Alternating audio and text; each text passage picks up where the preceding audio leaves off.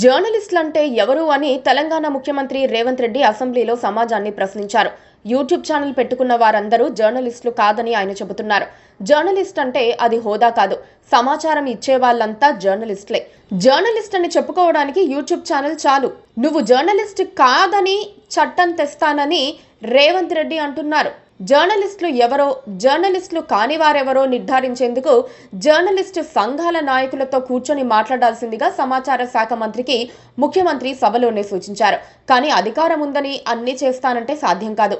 ఇలాంటి చట్టాలు తేవటం అసలు సాధ్యం కాదు. ఎందుకంటే మన రాజ్యాంగం మనకు భావ ప్రకటన స్వేచ్ఛ ఇచ్చింది.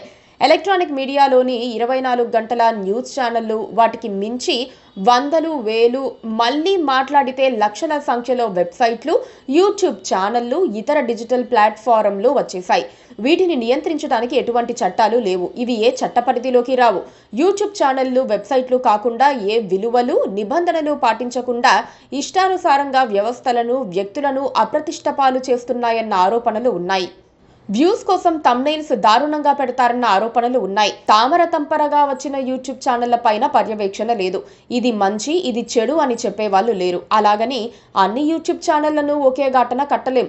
ఎంతో మంచి కంటెంట్ ను ఇస్తోన్న వెబ్సైట్లు, యూట్యూబ్ ఛానళ్లు కూడా ఉన్నాయి. ప్రస్తుతం జరుగుతున్నదంతా జర్నలిజానికి, ప్రభుత్వానికి మధ్య వివాదం కాదు. ఇది ఒక యూట్యూబ్ ఛానల్కు, అధికారులకు మధ్య జరుగుతోన్న వివాదం. ఆ ఛానల్లో వాళ్ళు వేశారని అన్ని ఛానళ్లను ఒకే ఘాటన కట్టి అందరినీ శిక్షిస్తామంటే సాధ్యం కాకపోవచ్చు. ఎవరో ఒకరు ముఖ్యమంత్రిని అసభ్యంగా తిట్టించిన వీడియోలు పోస్ట్ చేసి ఉండవచ్చు. వారిపై చట్టపరంగా చర్యలు తీసుకున్నారు. అవి మంచి చర్యలా కాదా అన్న దానిపై దేశవ్యాప్తంగా చర్చ జరుగుతోంది. ఒకవేళ వారు తప్పు చేసినా మహిళలైనందున జైలుకు పంపాల్సిన అవసరం ఉందా అన్న చర్చ కూడా నడుస్తోంది. ఎవరి అభిప్రాయాలు వారు చెబుతారు. కానీ ఈ పేరుతో మీడియా స్వేచ్ఛపై ఉక్కుపాదం మోపాలనుకుంటే మాత్రం దుస్సాహసం అవుతుంది.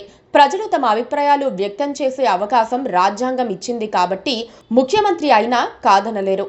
యూట్యూబ్ ఛానళ్లకు లైసెన్సులు అవసరం లేదు. అయినా ఇప్పుడు యూట్యూబ్, సోషల్ మీడియా పేజీలు నడుపుతున్న వారిని జర్నలిస్టులు అనటం లేదు. వారిని ఇన్ఫ్లుయెన్సర్స్ అంటున్నారు.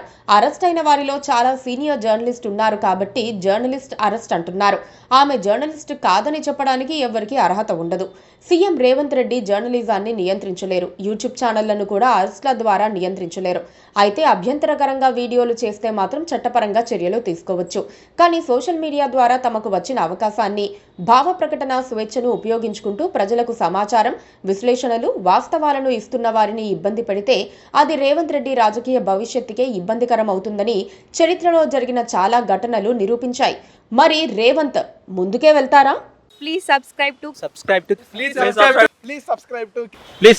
KTV Telugu. KTV Telugu. KTV Telugu. KTV Telugu channel.